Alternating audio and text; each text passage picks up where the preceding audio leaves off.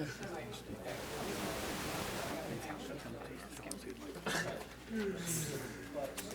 on, Lisa. So the next time would have to be on the agenda. I don't keep it very brief. We've got long meetings. So. The microphones are on. Thank you. I just went down to see.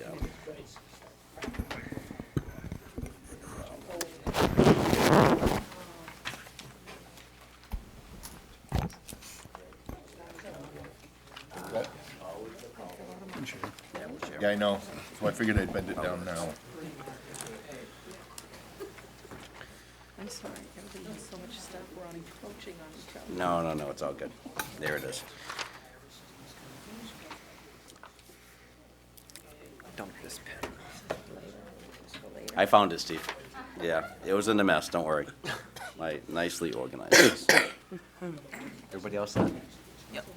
All good? Greg, you all set? Sure. 7 o'clock. I'd like to bring this meeting to order. Please rise for the pledge. Allegiance to the flag of the United States of America and to the republic for which it stands, one nation, under God, indivisible, with liberty and justice for all. Thank you. Roll call, please. Counselor Garrison? Present. Counselor Bickford? Yeah. Counselor Ward? Here. Counselor Pesky? Here. Counselor La Rochelle? Here. Counselor Mason? Here. Counselor Lunt? Here. First item, please. There are no public hearings. Audience participation is next at this time. Those in the audience who wish to address the council may come forward to address items or issues that are on the agenda for this meeting. Please use the microphone at the podium, state your name and address for the record. Audience participation?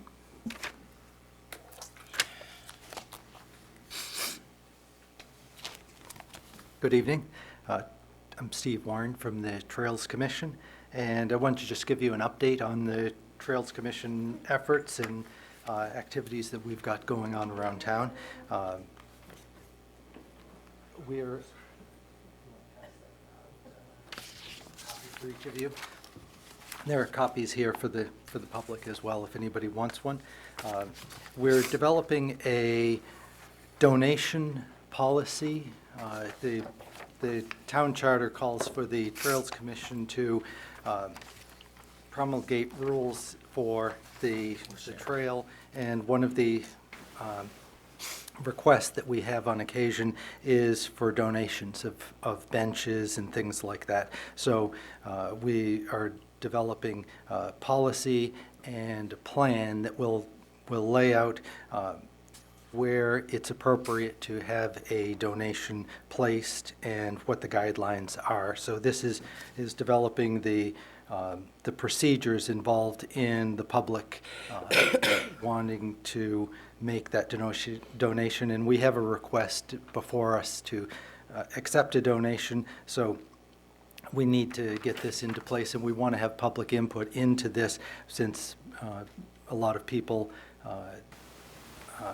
treasure the trails and our facilities as a public benefit. They use it, and they would want it to be taken care of. So that's what the intent here is, to give the public the opportunity to offer input into that process. Anybody else? If you have any comments as far as this is concerned, we're having a meeting on Thursday. We've moved a meeting from Tuesday to Thursday to make it easier for councilors, Mr. Bickford in particular, to attend. But if anybody else wants to have any input into that process, they're certainly welcome. On the particular site that we have a potential item to be donated, on the cleanup day, we eradicated a patch of invasive species known as Japanese knotweed.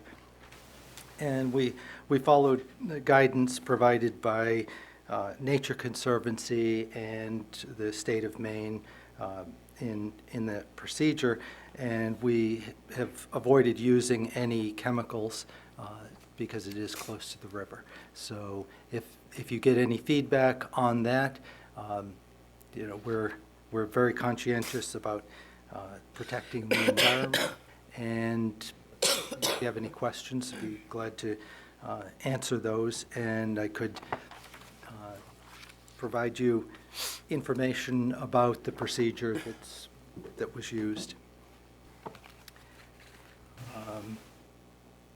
We're also doing some things as far as pedestrian facilities, developing a pedestrian plan, mapping of the pedestrian and bike facilities around town. So you may get comments related to that, or if you have any questions, be glad to answer those as well. All right. Thank you, Steve. I just have a question. Sure. I appreciate Mr. Warren's report, but didn't we talk a few weeks ago that we were only going to allow items that were on the agenda? And sorry, Gina, he actually came up right prior to the meeting and asked permission. Okay. So I told him tonight we'd actually allow him to come up, but it'd be good if it was on the agenda so people would Okay, be able I'm to, just trying to be fair to others. I appreciate that, and I was going to mention that before. And I but, appreciate the update, I certainly do. Yep. Since we opened this up tonight, It was asked permission prior to the meeting for something to come up other than what's on the agenda. So unless you actually have something that's on the agenda, we will not be looking for any other comments. That's part of the process prior to the meeting. We did offer it up for people from 6:30 to 7. That If there's was said. Someone actually did have something to come forward to council, and if it was something that we'd agreed upon, we would actually put it forward. And this was done that way. I understand that. And almost a month and a half ago, I provided this council during the 30-minute session prior to it, 8 questions or 8 items to be presented on the agenda. A month and a half later, not one of them has come up on the agenda. And I think the question comes down to if it's a legitimate request or a request that we find that has some warrant, that we'll move it forward. But in that case, it was mentioned by councilors that there was nothing that they would want to bring forward, so thank you, Larry. Thank you. Any other items for audience participation? Seeing none, we'll close that. Next item, please. Is audience participation response? At this point, there's none. Next item, please. Is under the consent agenda. Any counselor wishing to have any item removed may do so now. Items removed from the consent agenda will be considered next. Seeing none, Order 2013-57 to approve the minutes of March 26 and April 2, and the following renewal mobile home parks: Beaumont Court, Spring Street Park, Avery Street Park, Warumbo Estates, Warumbo Park, Eve Court, Brookwood Court, Colonial Gardens, Davis Street Park, Grimmel's Mobile Home Park, Ridge Trailer Park, Sabattis Creek Mobile Home Park, and Whispering Pines. So moved. Second it. All those in favor? Order passed, 7-0. Next item, please. Under Council Orders, Resolutions, and Ordinances, Order 2013-58, the Sewer Department vacuum truck bids. Ryan Layton will address that and go through if you have any questions.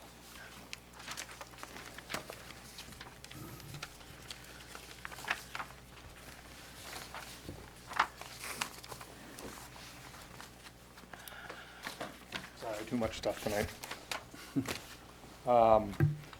During the budget, the sewer department budget presentation back in September or whatever it was, one of the items that we listed in the budget was lease amount for the purchase of a new sewer vacuum truck. It's also as well as a vacuum truck, it's also a sewer cleaner, high-pressure sewer line on it.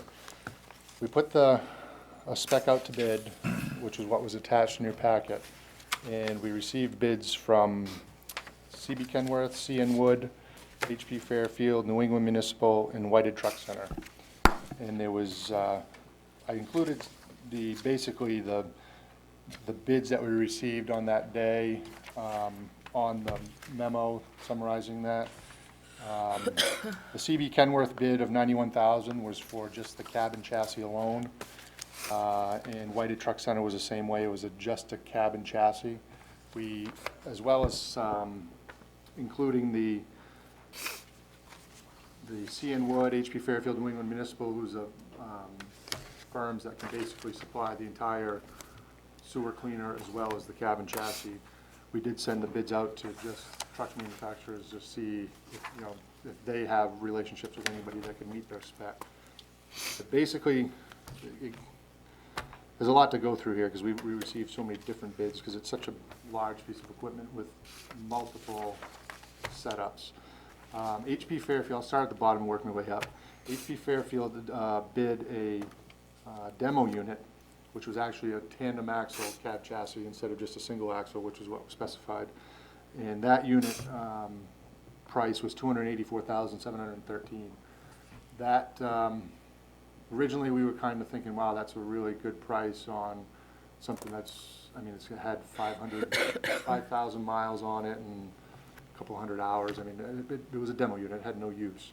And we'd actually seen it in use at the treatment plant. But there's a lot of, each one of these has good points and bad points, which is kind of why we're having a real hard time just making a strict recommendation. But we originally were thinking that may be the way to go, is a little bit more truck in terms of cabin chassis than we were originally specifying. But there's too many things on that truck that we don't recommend. And one of them is the PD blower, which is there's a couple different ways to create vacuum. One is the PD blower, like I said, which is similar to your roots blower on a car or whatnot. It's high tolerances. Anything gets in there, very expensive to replace or repair. The other option is a fan unit, which is basically just what it sounds like. A fan generates air movement, which then creates the vacuum and yada, yada, yada. The HP Fairfield unit is the only one that had the PD blower on it. Each one will sell you one or the other, but we went into this wanting the fan unit. Our current truck is a fan unit. We've had no problems with the fan. It's one of those deals that if you maintain it correctly, there's very little that can go wrong with it, and you may run into replacing bearings or whatnot, which is it's not a big deal to deal with, which is one of the reasons we went that way. And Ted Berry Company is a company that we use on a regular basis in terms of sewer cleaning. They do it commercially, and most of their units are all fan units, so I believe. The next price we got was back on a minute. HP Fairfield gave us the price of $284. They also gave us a price for a new unit, which was $318,000. So just keep track of all that. The next one was New England Municipal Equipment. Their low bid was $299,434. That essentially met the spec. I mean, each one has got, there's a couple of exceptions. Some of the exceptions are not really critical. It's just based around the manufacturers. And their unit was on a cabin chassis that had a little less horsepower than we had originally specified, but it was a brand new unit in stock. And again, that was why the price, I think, was competitive in that respect, is because it was an in-stock unit ready for delivery. They also did provide two additional prices, one for a 2014 Freightliner, which would come with the 370 horse Cummins motor that we had specified instead of a 350, or the 2014 Kenworth, which again, the 370 Cummins motor. Both of those had a little bit longer lead times. The 2014 Freightliner was at $308,000, and the 2014 Kenworth was $319,000. So if you look at the prices we got from CB Kenworth for cabin chassis, you can see that, roughly we're talking about anywhere from a $210,000 to a $225,000, $230,000 for just the equipment, not the cabin chassis. And pretty much everyone's within the same ballpark for pricing. It depends on which cabin chassis you go with, which unit. The third price was from Vactor. C.N. Wood was there as a representative.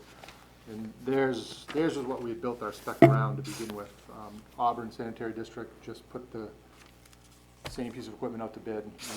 We used their spec. And we spec'd it with the Kenworth. I think Auburn got theirs with an international cabin chassis, mainly because of their proximity to Morrison Sylvester for service. So they could be right there. The price with the Kenworth was $339,000, and then he did provide after the fact, and I'll just say that up front so everybody understands it was after the bids were closed, but he did provide options based on the different chassis. With the Freightliner, it was $322,000, and then with, that was a 350 Freightliner, and then a 370 Freightliner, it was $329,000.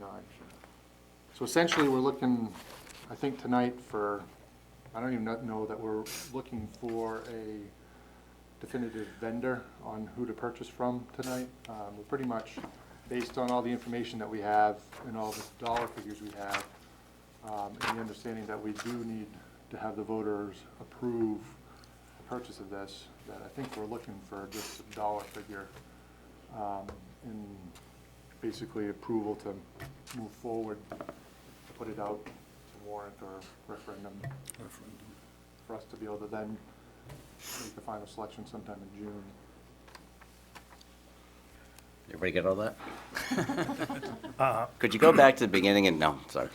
Ask. Go ahead, Roger. How much difference was it with the Auburn one, with the International? I have no idea what Auburn paid. I never even asked them how much they paid for that. Basically, when it comes down to either Freightliner or any of the other ones, you're only getting, the motors, transmissions, and drivetrain are all the same. Yep. You're just getting a cab Yep. and a name. And if International, we're not that far away from International either, so. Yeah, agreed, but the International that we've had has been, has been problematic. Challenge with the new ones, yeah. So and I'll be honest, I mean, whatever we end up with is gonna be far and away more than what we have right now. If you'd like, I can talk a little bit about what we have right now, if that will clarify anything. Actually, just, if you could actually start at the beginning, what you actually use it for, Okay. and then actually what we have now. Well, we actually took delivery of the unit we have right after I started back in 2001. It was one of the first things that we received that summer. It had already been in order by the previous town engineer. What we have was, we bought a used, I believe it's a 95, around there, cabin chassis that we'd gotten from O'Connor's, I believe. And then we shipped that to Florida, and the Vacon is the brand that we have now. And they installed all the equipment that's on there. What's on there is a vacuum for use for cleaning wet wells, catch basins, whatever you need to suck up. And then there's also basically a big pressure washer on the front of it, and that's the sewer cleaner. You send that down the sewer main. It's got, the one we have now has 500 feet of 3/4 inch high pressure hose that runs off a 40 gallon a minute pump. And we use that to create around 2,500 PSI for cleaning the inside of the pipe. The unit that, it only carries 600 gallons, and it's got a 3-yard debris body, so you can only haul 3 yards of vacuumed stuff in the back of the tank. We use it primarily for cleaning sewers. We do some vacuuming. Public Works departments used it over the years for cleaning some catch basins. But it's, as far as the vacuum is concerned, it's very much undersized for vacuuming catch basins, and especially to vacuum a high number of them, which is what's going to happen come July of this year, when the town of Lisbon becomes a MS4 community, which has to abide by a stormwater discharge permit, similar to our sewer department. Part of that permitting requires that our storm drain system is cleaned on an annual or on a regular basis. I think it's a 2-year basis. So we're going to start right off with 700 and something catch basins that we've hit or missed over the years, mostly missed. That, you know, there's a significant amount of catch basin cleaning that's going to occur in the next couple of years. That, coupled with the fact that our unit's 12 years old, I can't say there's anything wrong with it other than it's undersized.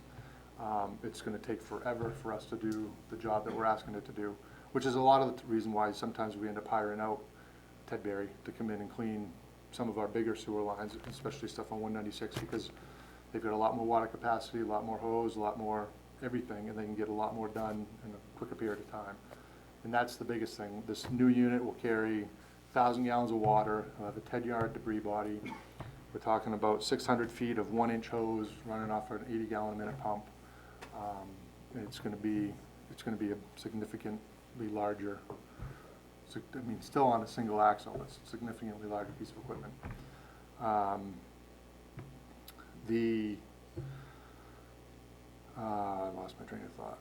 The other difference between the two units, between the Vector and the VAC-On, which, I mean, we're recommending, at this point, we're recommending that we go with either one of those. Vector being the most popular unit around here. But we have a VAC-On that we've had very little problems with for 12 years. So, I mean, it's just, it's one of those things that we have having a hard time making a strict recommendation as far as that's concerned. But, Excuse me, what does Ted Berry actually use for equipment? Does he have a Roots type device or a fan type? he has both, or does he have all fan? They have older combination trucks like we're looking at, or a fan. A fan? We actually we did send Doheny Supply is one of the ones, they're in Michigan, and that's where they end up getting most of their stuff from, but we never received a bid. And I don't know if it's a territory thing or what, but we did look, we cast a wide net for bids. Any other questions before we? Mr. Chairman, how much would you say you spend a year roughly on, contracting out to, hire these outside contractors to help out? We usually budget around $20,000 a year, and that's for cleaning and cameraing. There's been some years we've spent almost $20,000 just on cameraing. There's been other years that we've spent $5,000 cameraing and $15,000 on cleaning. And this past year, we actually budgeted more money because we knew we wanted to camera and clean a significant amount with them, which I think this past year we budgeted $40,000 for doing cameraing and cleaning. So would we be able to save some money hopefully if we can On do the more cleaning work part of in-house it, on the cleaning? More than, Well, there's a I new. want to say theoretically, yes, but we're talking about bringing on a significantly increased workload as well, which I don't want to say. But if we don't have this, we then have to buy more contracting work to make up for it. if We will didn't do never this. be able to do what we need to do with the storm drains without having a bigger piece of equipment. And the whole point is that the sewer department has been clean, I mean, we clean our sewer lines on an annual basis. And it just makes the most sense for, that storm drain system to kind of fall under the sewer department's, it's to do it all at the same time. So we're cleaning storm, I mean, as much as we can. We're gonna have to do, it's gonna have to be some overlap because we can't be sucking out of storm drains and sewers, because then we got a problem of where we're gonna dump it. When we clean out the debris body, we can clean out the catch basins and then dump that sand in wherever. The sewer's not gonna be the same. We're gonna have to dump that at the treatment plant, and with this size unit, we're gonna end up having to build an area that we can dump into. Now, Ryan, this truck was in the budget in 2012 that the council approved, correct? A lease payment amount, Yep, yes. yep. Any other questions, council? Any way you go about it, I think in today's day and age, it's hard to spec out and put something together cheaper than you can actually buy something that's ready to go, especially if have some advantage of actually having one, I guess, demoed or not. Each one of them had, I gotta be honest, each one of them had Their own something that caveats. that we really liked and we really didn't like on every unit. That's just the way it is. It kind of We seems. didn't get it all right. Yeah, we actually do a lot of work through HP Fairfield. We actually lean on them for a lot of our equipment. And do they actually sell both units, a fan and the Roots No, type? they only sell the one style, which is the root style blower. And honestly, I'm not sure there's any in New England of this. They're either VAC-Ons or Vectors, and they're mostly Vectors in this part of the region, I guess. Brunswick has a VAC-On, Lewiston, Auburn, both have Vectors. It's just, So either or, they would service it. They're Either not, one they're of not them. going away right off. So if we got one from them, it wouldn't be a big concern. the salesman from Vector always, keeps saying that, well, their service is closer, but my argument back to him was, well, we haven't needed any service from VAC-On because there's nothing that's gone wrong, so. It's one of those deals, it's a huge amount of money, and I just have a hard time So pretty much what you're looking for, and for us to actually decide is pretty tough, not knowing exactly what they are. I mean, hopefully we could lean towards the expertise of you and your crew to actually make the best decision. So pretty much tonight, what we're looking for is a dollar amount not to exceed in this next referendum vote. So what you're looking at initially, I think I seen a figure not to exceed the 315,000.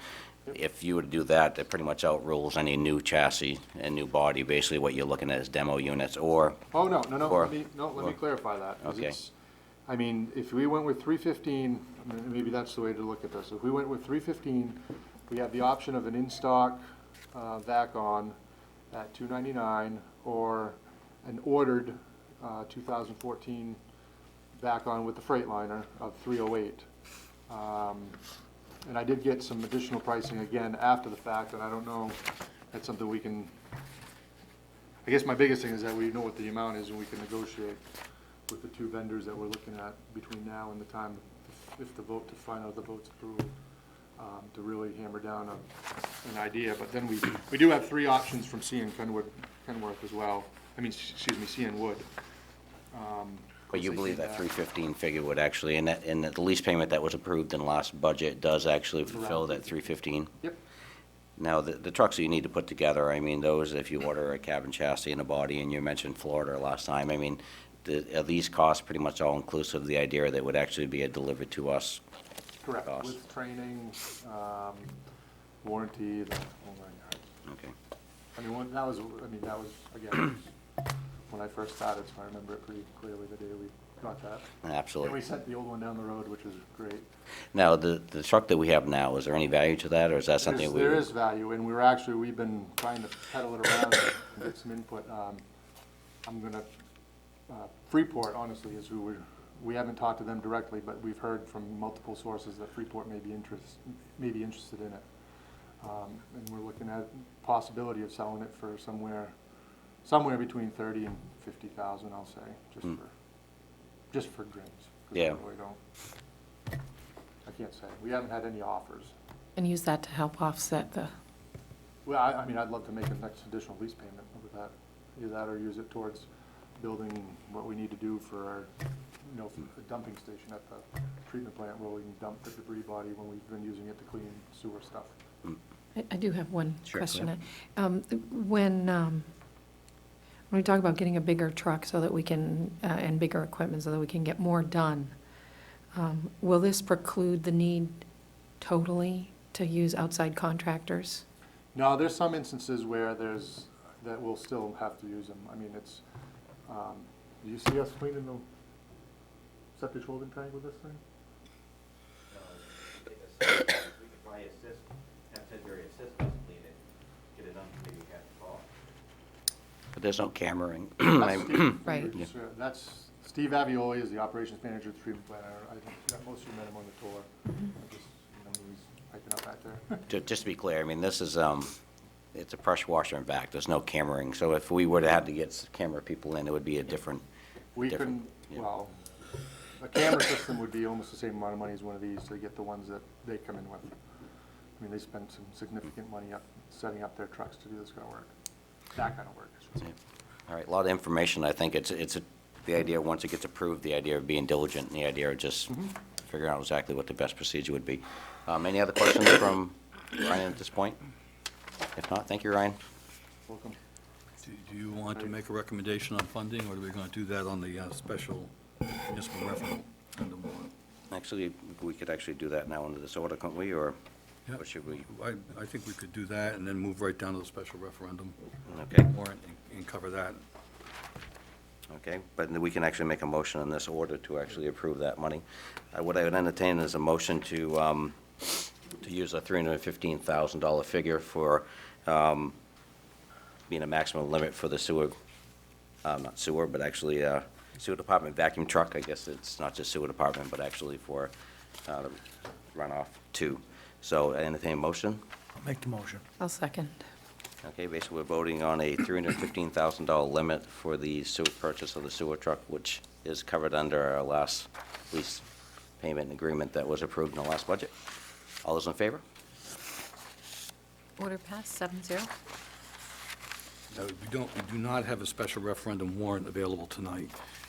What we'll do is, the timing is, when we have our public hearing on the school budget, we have to treat this, even though it's only a lease agreement, as if it's a bond. We have to have a treasurer's note to go with this, have a public hearing, and once the public hearing is over, it goes to referendum.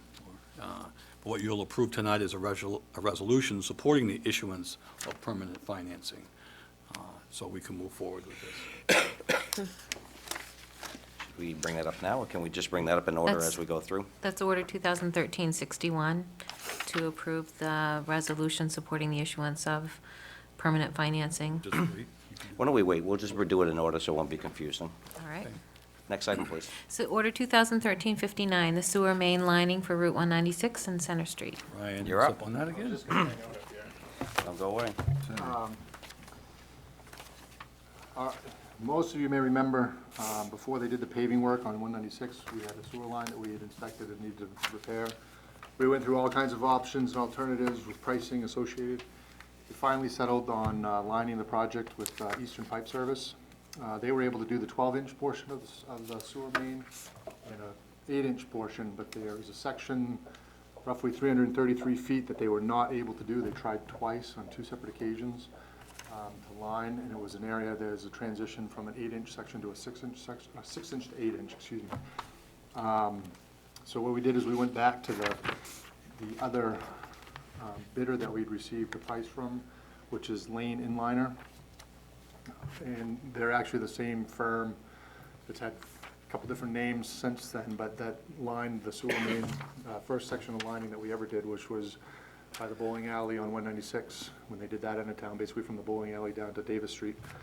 And we asked him, he looked at the camera work and told him what the problems were with the other contractor, and he felt confident. His is a completely different material. The Eastern Pipe Service uses basically like the green PVC you'd see, the SDR-35, which they fold in on itself. They pull that through, and then with heat and pressure, they expand it, and it expands out and seals. Lane Inliner uses, it's like a fiberglass resin. I say fiberglass, it's certainly not fiberglass. It's PVC and other plastics. It's a resin type of sock that they put through, and then that same deal, pressure and heat, they expand it and it forms. So it's a little bit more forgiving. It's more expensive, but it's more forgiving. And he came back and he feels that he can line that section for us, which is our only other option at this point. We can't dig it up now because it's been paved. We can't pipe burst it because you still have to dig up to do the pipe bursting. So this is our last option. And he came back with the price of $100 a foot. So it's $33,300 for that section, which is more than the previous one, but again, he was only able to do about half of it. At the same time, we had both Lane Inliner and Eastern Pipe provide us with a price for lining approximately 234 feet of sewer on Center Street in Lisbon Falls. And Eastern Pipe was $8,892, and Lane Inliner was $7,200. So what I'm asking for tonight is permission to award a project to Lane Inliner to do the 196 project as well as the Center Street project. We budgeted, well, we have $121,000 left in the budget that we had for sewer lining and replacements. We still have a couple other replacement projects that I'll be back to talk to you about sometime before the end of May. But we wanted to get these ones done, and mainly because Lane has indicated they've got a project in the area, and they're hoping that they can get this one done either at the beginning or the tail end. So they'd be either here next week or the first week in May. What is the total figure you're looking for between the 2 projects? The total figure would be the $45,550. I asked Lane about their mobilization costs, and they charge mobilization whenever they do it, because if they can't line it, they don't get paid, so at least they're getting paid to move all their equipment around. So was non-negotiable, I tried. So the total between the 2 projects is a 45? Or 45,550, it's included that, it should be the second page in the back of the first. Any questions on Ryan from, on how this pipe process works, or? Is this, between the two processes, is it basically the same time frame? What they think this could be, I mean, not warranty-wise, but actually lasting-wise? I mean, this isn't, do they, It's essentially the same material. I mean, you get a little thicker material. The eastern pipe process, the material wall itself is a little thicker, but after our review, and we've had excellent results with the section we did down by the bowling alley, then, I mean, this is, they're comparable, I should say. so pretty much what we're doing, is any other council, any questions at all on this? So what we're looking for, we're going to entertain a motion to actually do for a bid for lane interlining for the 45-550, which will consist of two projects, so 196 and the Center Street. Yep. Any questions on that? Entertain a motion? I'll make the motion. I'll second that. So this motion is to actually accept the bid for lane interliner for the 45-550, and it's for two projects. And when will that be done, Ryan? I'd say middle of May at the latest, it should be Middle of done. May? If they're able to, he said that they had, and the other reason, if you look at the price per foot, the unit price of the 6-inch, the 8 to 6-inch was considerably higher, and when I asked him about it, it's because it actually is a special tube, because they build in that little transition part, so that way they can, Prefabbed a little bit. it's special material. We have a motion, second. All those in favor? Order passed, 7-0. Thank you. Next item. Order 2013-60, the sewer backup consent agreement. And Ryan will introduce this article and give you some history behind it, and why and where we are at this point with the DEP. In the end of May, it was just because it was just before Memorial Day weekend, during a routine annual sewer main cleaning on the Houston Street sewer line, when the crew was out there, they noticed that one of the manholes was backed up. They started going downstream, and the pipe that they had to go down is actually a pipe that connects from Houston Street to 196 out through the woods. And they made it to, I believe, the second manhole in and found that it was overflowing. We contacted DEP, contacted Ted Berry. They were in, they freed the line, and then they then, and I don't think they did the cleanup the following, after Memorial Day. They came in and they basically sucked up everything, dirt, leaves, mud, sticks, everything that was in the vicinity of the overflow, and discarded it. The part of our permit is we need to notify DEP anytime we have any sort of sewer overflow, which we did. They, because of the size of it, we were unable to give a firm time frame on how long the overflow had occurred. We knew it couldn't have been any more than a year, because we were just there, actually not even a year. We were there in May, and we were there the previous July doing our annual sewer cleaning, and there was no problems the previous July, so in that 10-month period, sometime during that 10-month period, the line plugged and began to overflow. There was not evidence of it being a long period of time, because that particular manhole is adjacent to the stream that runs through Gully? the gully, basically. And there was not evidence of debris that had been carried, down along there. But irregardless, we had no way of proving how long it had occurred. So DEP sent out their initial notice of violation to us, indicating that we had violated, half a dozen different parts of our permit, and then continued to investigate and required a response from us, which we provided them in August, because we received our notice of violation sometime beginning of August, or middle, provided our response towards the end of August. In September, I believe, we received our first version of the consent agreement. And, so the consent agreement. And after we received that, along with the associated penalty that they had signed it, we hired our consultant that had worked in Richmond, the town of Richmond in the past, dealing with a similar situation to kind of work our way through this process. And we ended up having a meeting with DEP. They came here and we met. And between the time that we scheduled our meeting and the time they came and met with us, we had another incident at the Route 196 pump station where the pumps failed to pump and the alarm system was never activated and the backup alarm system was never activated. So over the course of the weekend, the beginning of November, that pump station bypassed the Sabatis River. It was identified that the bubbler system, which is, I don't know how much detail you want me to get into, but the bubbler system. Just messed up, that's all right. The bubbler system is what controls the pumps and the alarm system. The backup alarm system is on its own separate float switch.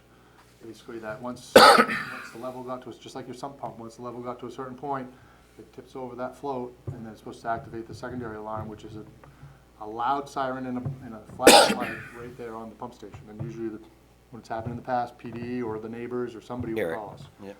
Well, upon investigating that, it was identified that a relay that's supposed to be in place was no longer in place. It was pulled out and setting within the generator transfer switch, which is a high voltage area that our guys don't get into. We have no explanation for why that was not functioning, and the bubbler system has since been eliminated, and we've transitioned to just a regular float system for on-off and alarms, the whole 9 yards. So it was, go back to our meeting, we met with DEP, and the gentleman in charge of the investigation admitted that he had not even read our initial response to them as it was concerning the initial notice of violation. So they'd done their investigation, they'd sent us a letter asking for more information, never read our response, turned around and sent out the original consent agreement, which listed four different corrective actions they wanted to see. Subsequent to our meetings with them, additional correspondence back and forth, we received the revised consent agreement in February, and that with the penalty associated, and that was to cover the backflow, the sewer backup, and the pump station overflow. And of all those things all the way along the way that they harped on, the only thing that they've really required for corrective action is that we have a operation and maintenance plan. Because as of now, we do not have a comprehensive written operation and maintenance plan. We had, and the word that he used was, I can't even forget it, can't even remember. But we didn't have a real clear approach at how we maintain the system. Even though we have all our work order reports showing our annual sewer cleaning process, and at the same time we're inspecting our manholes, the fact that we didn't have a plan indicating this is what we were going to do, even though we were already doing it, was not adequate for them. We did request that that in lieu of the penalty, they consider the money we've already spent in not only the cleanup, but then the inspection and cleaning of the cross-country line, which we spent $15,000 just cleaning and cameraing that cross-country line to find no defects. Essentially it happens. Backups happen. The thing is that we hadn't walked the cross-country line within the last couple of years, and we haven't cleaned it. But we've never cleaned the cross-country line because we don't have the equipment to do it. Even buying a new state-of-the-art Jetta truck, we're not going to have the equipment to clean that 3,600-foot section of pipe because it's through the woods, adjacent to streams, behind people's houses. It's just, Ted Berry comes in with a little side-by-side ATV with a machine that they tow behind it, and that's how they clean it. So it's just, we're not going to invest in that kind of thing. So we're going to have to continue. If our maintenance is to clean it on an annual basis, we're going to have to continue to hire someone to do it on an annual basis. But there's nothing to mandate how often the sewer main needs to be cleaned. It's a written maintenance plan. Unfortunately, DEP is really good for that. Even in our neck of the woods, they actually, no matter if you're doing it, it doesn't make a difference. You need to write it that you are doing it and have some proof that you're doing it. So basically, from what I can see is that we actually had two circumstances. We actually had an overflow that we actually reported, and we did due diligence to do what we were supposed to do. And we could have actually just not reported it, and actually, and it wouldn't have no difference. But, you know, it's just one of those things that I think we were doing it right by doing it. And then the 196 problem was just something that does happen, unfortunately. I mean, it's something we don't want to happen, but it does happen. And at the end of the day, what it is we actually have a written plan that we need to do, and we actually have a $22,000 fine the DEP has actually posed against us. And one of the questions that I think needs to be answered is, you know, should we spend a little bit more time and resources to work with DEP and find out if this is something that we can actually work through and find out if we, you know, since we did actually do what we were supposed to do to begin with, if this is something with the money we're spent to correct it, if that could be put towards a fine. What I found about DEP, everything's negotiable as long as you can justify your actions, right? To a certain point. I can't imagine it's different from municipality. One of the things that Roger and I have done, we have asked this gentleman several occasions to show us his calculations, how, because they have a whole very long process of how they come up with that. And that particular dollar figure, we have asked several times, and he will not provide us that. So I just want to keep that in mind. This gentleman is not fun to play with, but it's up. Is he saying that he won't answer you, or is he simply not answering? He just says we have what he has, which is just the, All he gave us was basically the blank form showing all the different criteria that go into how they make the determining decision. what the penalty is going to be for a circumstance. So, Do you think you're actually at the end of your resources, or do you think that there's other means of actually working with? well, I spoke with our senator today, and his suggestion was, whatever we decide here tonight, he will speak to the commissioner of DEP. Now, whether that's going to get us more heat or resolve, I'm not sure. How much was it again that we've already spent? Well, we spent 15,000, and that does, do you remember what we spent on the cleanup? Sure.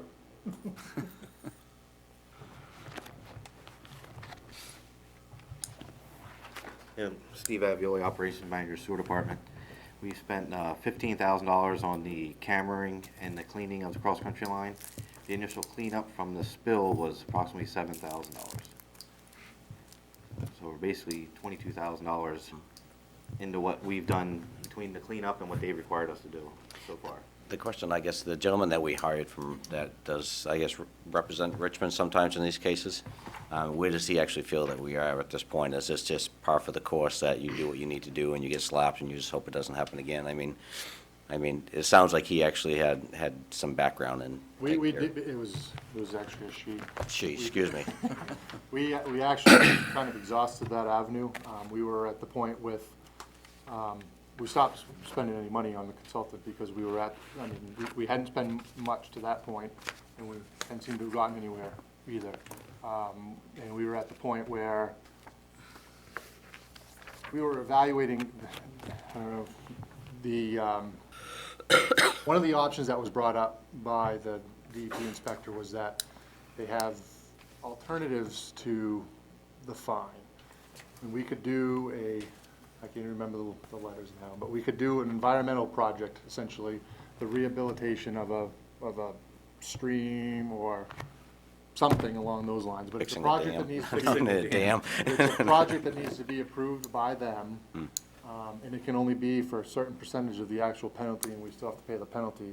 And it sounds like the hoops and everything else that you have to jump through to do it, and not having anything really quick to pop to mind on what to do for a project, that The option dam was one not- thing. Cleaning up around that and working with the fishways was one of them, but. I guess just to move this forward, I guess my recommendation would be the council, and maybe we can actually, I'm not sure if this is something we need to vote on, or just to give direction, is to actually check with all our resources to see what that actually does do at the state level, to see if there's any other ways we could actually mitigate it, or actually bring the fine down, or somehow prove our case that we've actually spent the money in the process already, and that's, I mean, the department, the end use of this department is to make sure that we're doing it right and that we actually take care of our problems, and I think we've done that. So the idea of finding us is just more or less a way of generating revenues at this point to me, but again, If I could just clarify for myself, when we spent the initial 15,000 and then the additional 7,000, okay, so coming to 22,000, did we, Lisbon, initiate that cleanup and we said, okay, these are the things that need to be done to make sure that we make this right, and we did it? Or did the DEP give us an outline of what they needed done and we went and did it? Let Steve answer that. So the cleanup, regardless of who told us to do it, we had to do it anyway. Right. We just took the initiative and did it. Good. But Well, it was part of, it was part of the plan for that. I mean, there is. The unwritten we have plan. a The unwritten no, plan. No, there's a written Okay. plan for that. Okay, And we followed the written plan that we had. Okay. And that's why we ended up having the company come in and clean it up. And so it was the 7,000 first, and then based on the back and forth with the DEP, we had done the cleaning and then the cameraing was. okay, so it was kind of a combination of the two, what we had, okay. I got a quick question for you. When were we notified that we had the fine of $22,000? Well, the 22,000 was in February, I think. We received the initial consent agreement, I believe, in September, sometime in September. So I guess my concern is, it's February 15th, and now we're in April, so. Yep. This is the first time I've heard about it, so it's a little disappointing from my perspective that we're in April 16th, and first time I'm seeing it, so I'm really disappointed in that. Well, these types of things, they're not unusual to have these types of backups and things that, it's our job to take care of these things, okay? And we did not feel that we were going to run into this wall that we did with this particular individual, because we felt we had followed the procedures, even though it was not written, and we took the initiative to take care of this. And as you can see, it's gone back and forth with legal counsel up until this point, us trying to solve this problem and not take care of, and to take care of this. So it doesn't have to come here, but this is where we are. I'm just saying that, it's coming in front of the council, and the first time I'm hearing of it, so it's a little disappointing that I didn't have future or, information about it before. That's what I'm saying. Ryan, the other pump stations we have, I mean, the last one, I mean, Upland Run was just redone recently, so I mean, is that all up? I mean, part of this plan that we have to put together is actually the idea of regular maintenance, not sort of maintenance, but actually checking the operations of these. I mean, I guess the question is, the other pump stations are all good at this point in time. I mean, I mean, that pump station was good the day they checked it. yeah. And then it happened over a weekend, and it wasn't identified until Monday morning when they went to check it again. Yeah. And as you say, with the line, it happens, right? A couple questions.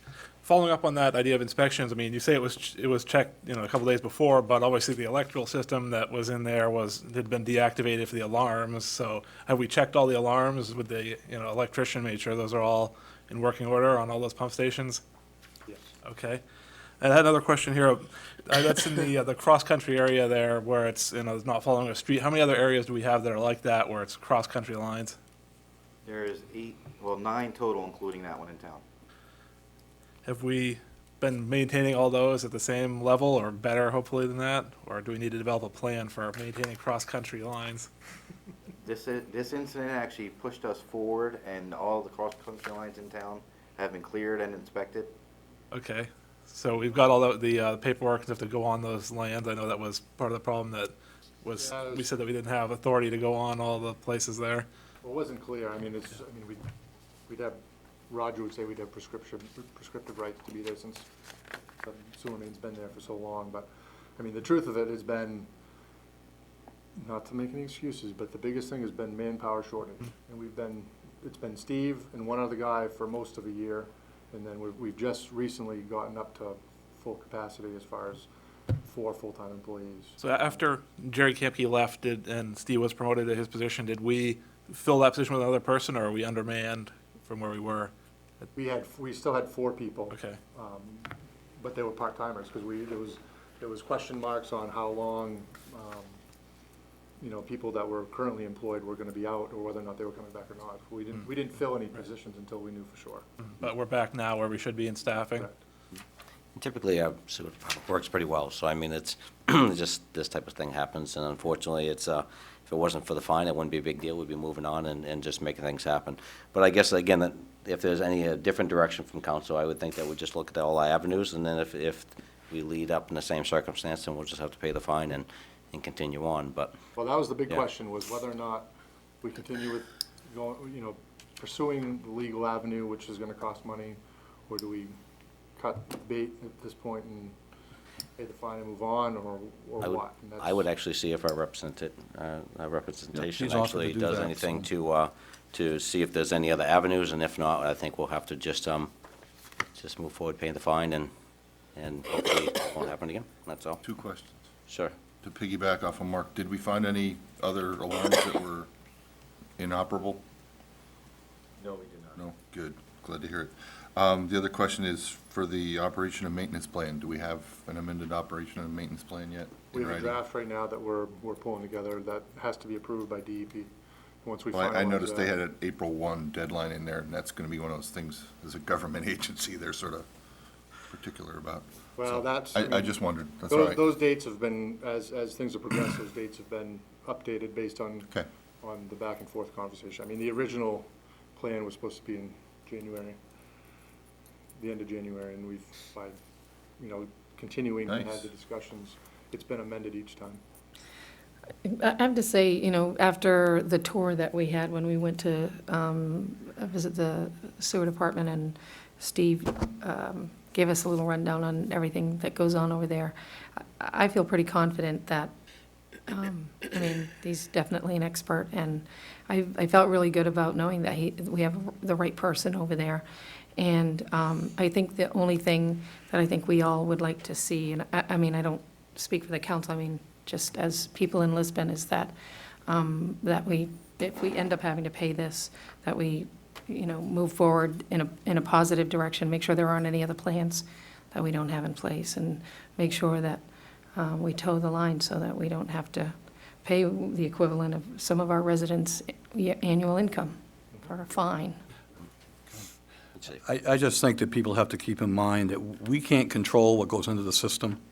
We can only control what comes out of the system, and we have lines that back up on occasion because of what people are throwing in there. So it's not an unusual experience to have that. Thank you. Is there any other questions from council on this particular item? And then we'll move on. I think we've been there long enough. Next item, please.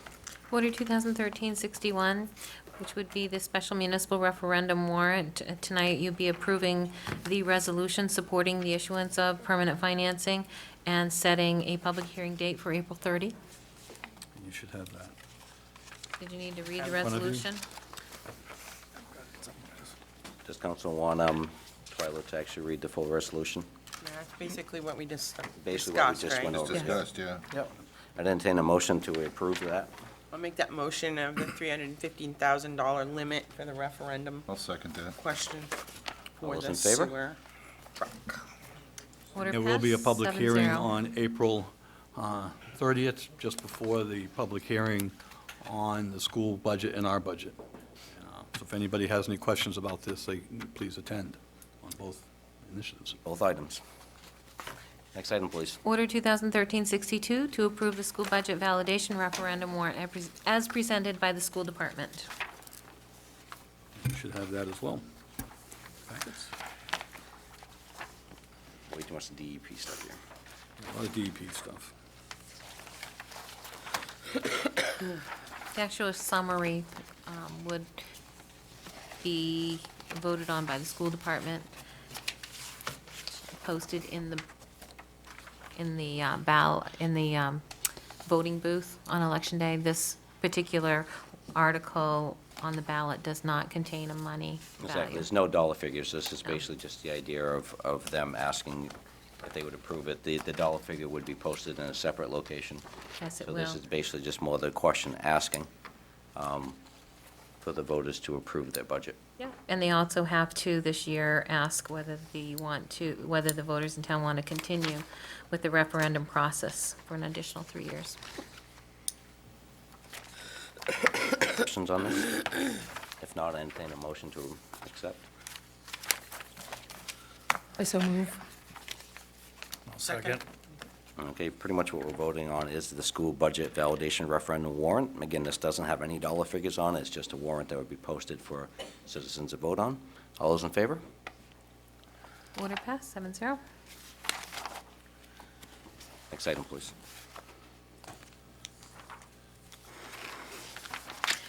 Under other business, Public Works update. Mr. Layton will speak once again to bring you up to date on what's been going on with Public Get everything Works. done in one night. Extra pennies in his check this week. Well, I thought I was just gonna have to talk about all that stuff, but Steve also wanted me to give you an update on Public Works Department as a whole. Basically what happened so far in the fiscal year and where we're headed.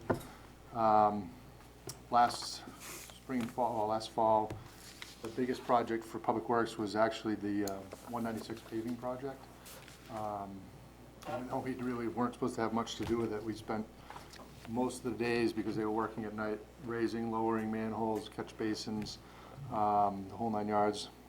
And in conjunction to that, we also built the sidewalk from Memorial Street up to the new Kelly Park, basically replaced the existing one that was there.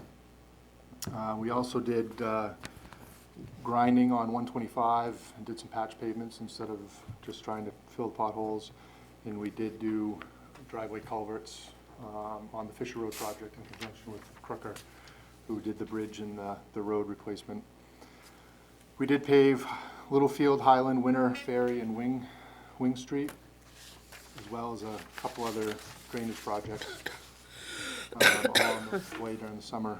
The Hurricane Sandy in October gave us a little bit of work to do in terms of cleanup, but not as bad as some areas.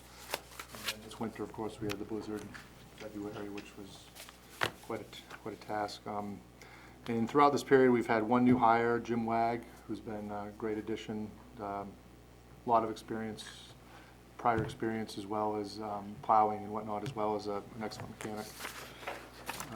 In terms of the transfer station, we did receive the new dump trailer for the wood waste, which has been fantastic. Considering the other trailer, like I said before, I think would end up going to empty, and half the time it wouldn't empty everything that was in there. We also put a new motor in the forklift, updated some of the garage doors with automatic door openers, and had to replace a transmission in our backup tractor trailer truck. So far for the transfer station, total revenues for paper revenue, we're right around 6,000. Cardboard, which I didn't understand what OCC stood for, we're right around 13,000 or so, and then our metal has been our biggest revenue producer. In total revenues at this point, we're right around 42,000 for those kind of items. There's still, it's hard to break down the actual yard revenue that we bring in. I know Jessica reports on that in her financial report. She doesn't break down in what's sheetrock and demolition debris and whatnot. And the sewer department, clearly we've been busy. The crew down there has done a lot. The folks we have there now have done a great job. We've renovated the inside of the administration building, as some of you I think saw on the tour. We've painted the Davis Street pump station and replaced the ceiling there. And then we removed the old belt filter press, which was in the dewatering building. It hasn't been run for 10 years, and basically scrap metal is a good price right now. We pulled all that out. We did it all ourselves and hauled that off. One of the things that Steve's been able to do is he's made some operational changes based on where we're at. I mean, with the loss of Celotex and the loss of Rumbo over the years, I mean, what we're treating now is not what it used to be. And we've been able to turn off one of the clarifiers, which has saved us some substantial electrical savings. The way we do our sludge, we decant the sludge holding tank is done on a more frequent basis, which means we're draining off the water instead of running that through the centrifuge. The other thing we've had to do, because we don't have much poop coming into the plant, and I'll just read what Steve wrote. course of the last 3 months to make an operational change, the amount of solids coming to the plant has been fairly low. It's caused a couple of minor operational changes. Counteract these problems, treatment plant staff has changed to only wasting the sludge holding tank. The amount of solids is, when the system is over 8,000 pounds. Basically, before they would waste to the sludge holding tank all the time, which means that they would then have to dewater all the time. And basically, we've got it down to now where they're only dewatering a couple times a week, which has saved us not only electrical, consumption as well as disposal. And then, because that department has seen such turnover, I just wanted to make some notes that we recently hired Zach Breton. He came to us as a summer worker last year, and he recently passed his Class B CDL test and has got his permit and will be going for his license. Tony Susi was our first new hire back last year, and since he was hired in June, he's not only gotten his Class B license, he's also gotten his Grade 1 wastewater collection license and his Grade 1 wastewater operator's license, which is an unbelievable achievement. Mike Stewart has upgraded Grade 3 collection system certification, and Steve has a Grade 2 laboratory analyst certification. So they've done, and the guys at Public Works have been going along with their professional development as well, which we've been encouraging. And I think everybody seems to be marching on the page at this point. If you could just give a quick reference, and I'm going to talk about a little bit later about the SETI cleanup with Positive Change. I know that was quite an undertaking by Public cold. Works. It was a miserable day, but they actually had a lot of workers out there, right? It was awesome to see. I mean, it was one of those things, none of us had ever been involved with it, so, not knowing what it was gonna be like. But it was, the way we had left it is Public Works was kind of just gonna do their regular thing, and sweep streets. We did pull the guys in from the sewer department, they helped sweep as well, and then ETTI ended up sweeping at this end of town. And basically, we got all the sidewalks on 196 done that day, which then put the sweeper behind the 8 ball, because now that thing's gonna go try to clean up everything.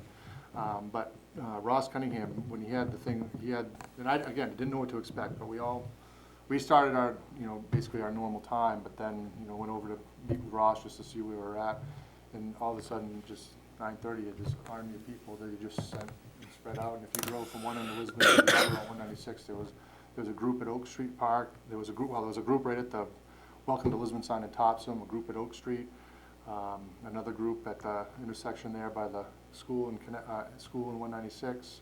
There was people at the gazebo, they were at the boat launch, the town office, and then Smith McCarthy Park. It was unbelievable, and once they got going, then it was a matter of us chasing around, cleaning up behind them as well. But all in all, I think it was fantastic. I mean, I did get some, the guys had to work, but I did get some of them admit they would have come in and volunteered, because it was quite an event, so. Something to build off of then. Yep, I'm hopeful that if we, assuming that it happens again, that we'll have the same kind of success and better weather, because it was. Yeah, absolutely. If it brutal. was, I mean, the joke was, we were out wetting down the sidewalks, and we would have to send the sand truck out behind them because it was icing up, because it was cold. it's hard to pick the day though, It but. worked out very well. Yep, that's awesome. And if there's any questions, Ryan, pretty much what the council was asked, and if anybody is kind of wondering why, we're kind of looking just ask Steve to get some updates from the department heads, to come in on a regular basis, kind of update us where we're at. Sometimes we get written reports, but it's always good to have the person here so we can ask them questions, and it's good to get the feedback. So is there any questions from council for Ryan before he sits down? Because he's probably getting tired of standing. He's been up all night. For everybody's tired of listening to me. I do have one update, the trail. We did finally, I think, finalize the right-of-way process.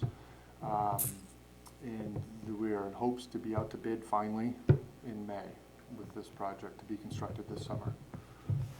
And it's 2 miles of trail, 1 contractor, and we'll hope for good prices.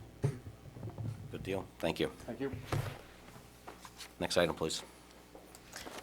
Is the finance director's report. Jessica is on.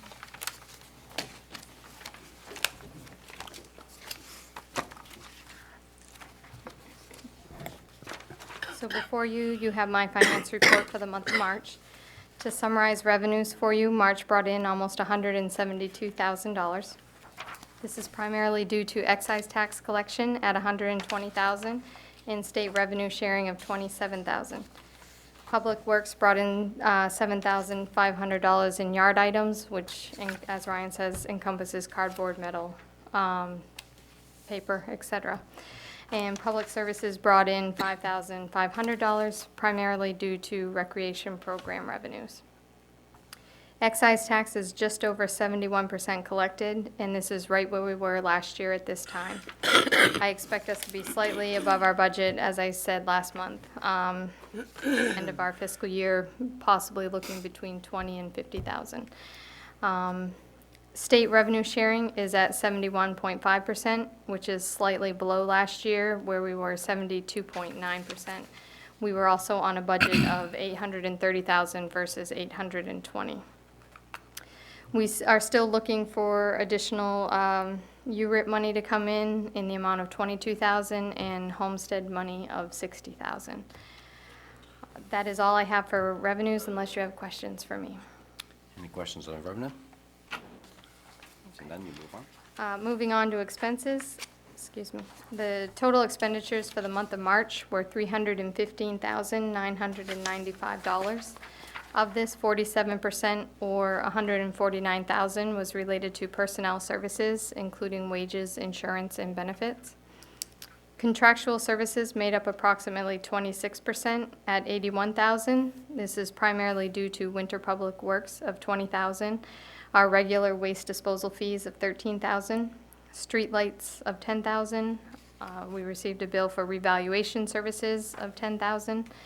And technology of $6,000, whereas we pay our contracted fee with our IT people. And town building expenses of $18,000, where we pay for our water, natural gas, telephone, and electricity.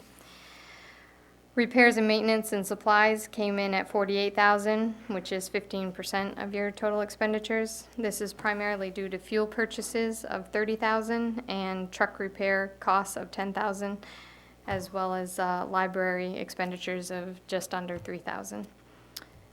And that is all that I have for expenses, unless you have questions for me. Any particular questions on expenses? She's all set. And to finalize for, on my side note, as of March 31st, we have collected 94%, or $9.5 million of the total tax commitment. This is 1.2% more than where we were last year at this time. That's always a good That's all note I that we're have. ahead. That's right. Any other questions? Seeing none, thank you. Thank you. Thanks, Jessica. Next item, please. Town Manager's Report. In your packets, you received the MTM Siemens study. We should talk about that a little bit tonight during our budget workshop. We still don't have dollar amounts associated with that, so we'll be talking more as we go forward. Just for the public, you've noticed that Graciano's was gone, and there's a lot of activity over on that site. Scott Benson, myself, Don Fellows, and Amanda Bunker met with the St. Hilaire's and one of the partners. It was an excellent meeting. They're hoping to get started and get things up and going and open by September at the latest. That's pretty ambitious. They're looking to put in a 1,600 to 1,800 square foot facility that will accommodate quite a few things. So we're looking forward to that. We met today with our Representative Crafts and Senator Mason and talked about the water bill that's coming to committee for public hearing on April 25th. Senator Crafts is the representative who presented that bill, and some of us will be there to support that. So we hope that will go smoothly. And that's all I have. Any questions for Steve on that? Seeing none? Next item, please. There are no appointments, so it would be council communications. Any comments from councilors? I have a couple. Cleanup day, it was great, and the parking lot here looks great, everything looks really good, so I wasn't able to participate that day, and I don't know if I would have, the cold would have warded me off, but it was great to see people throughout town, because I happened to go up 196, I had to several times, and there were people, and they were all bundled up, and they had gloves on, and it looks really good. Moxie's moving along, we only have 3 months to Moxie. Parade is shaping up well, and the festival in general is, so 3 months away, folks. Plan happening, ahead. right? Yep, it's happening. So we, something that we're working on, my 35th class reunion happens to be this year. I know I don't look that old, but I am. And anyways, we're trying to establish an alumni group for Lisbon High School. There is a 50 club. When you've been graduated 50 years, they have a club. But we're trying to establish an alumni club, and if anybody knows anything about Morse High School in Bath, they have, I think it's the largest alumni association on this side of the Mississippi or some crazy fact, but anyways, we're trying to establish that, and we're hoping to establish it for Moxie weekend. So if there's anybody here or anybody in the TV audience that did graduate from Lisbon High School, we're hoping to get classes to come together, and hopefully next year we'll be establishing an activity for Moxie weekend. Our class reunion does happen to be Moxie weekend this year, and we're hoping to establish, and we're not quite sure of how we're going to figure it all out, but we're hoping to establish it, and we're hoping to have a specific place that will have that throughout Moxie weekend, and there are a lot of details to figure out. But as I said, if you're part of Lisbon High School, you graduated from there, and you are part of your class, Dylan, get even, classes that just graduated a couple of years ago. We want them to get involved also. So that's something we're working on, and just thought this might be a good avenue to kind of introduce that, so. So a lot of people come back to town that weekend, so. A lot of people come home for that, and a lot of people like to know when Moxie is, and, if we can establish it's that second weekend, and, it may not be a 5 or a 10-year anniversary, but a class may have an opportunity to host something because they haven't ever done anything. And so we're going to work the details out, and there'll be a few things throughout town. Moxie weekend announcing the Alumni Association, and I have a lady from town who's going to be helping me kind of establish some of that, so. Good deal. Yep. Thank you. Any other communications? I do. I had the opportunity to attend the meeting at the LCS for the 196 corridor Master plan? master plan. It was really insightful. It was great to see so many people attend, and it was really interesting. I thought, as many meetings as I go to, I was like, oh, okay, I really should go to this meeting, but I was pleasantly, not surprised, but it was pleasant to be involved in it, and it was a nice presentation. Amanda and her coworker did a great job. I also had the chance to go to a rec committee meeting. They are also working toward Moxie Festival events, and things seem to be going well with them too. So, and I like going to their meetings. So, and I'm looking forward to a Conservation Commission meeting soon, if it's not on a council night. So. A lot going on, right? Just a couple things I want to add also is the cleanup day.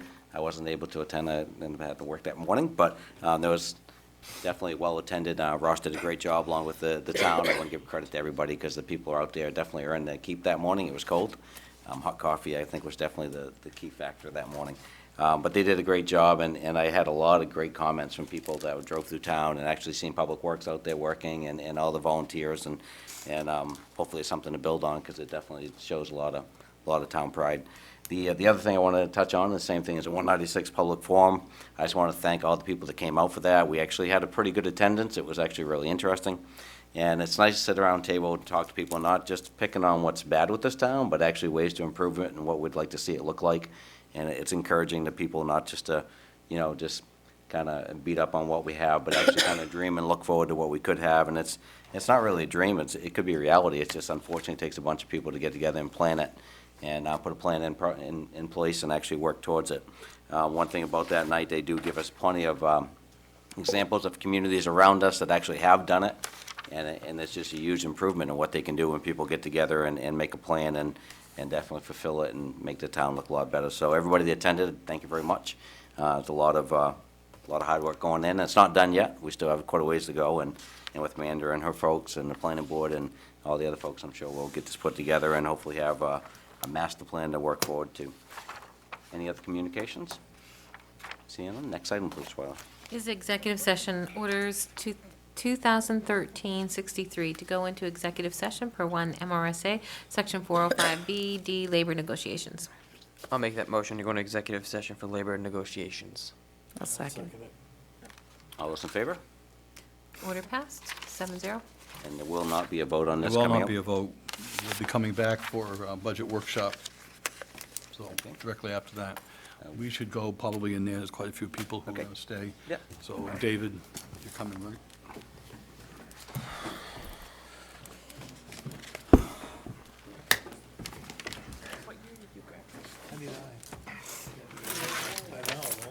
I know Garrett's 10th is this year. Of course, their class is really small. 13. They're going to do a class reunion, though. It's hard, you know?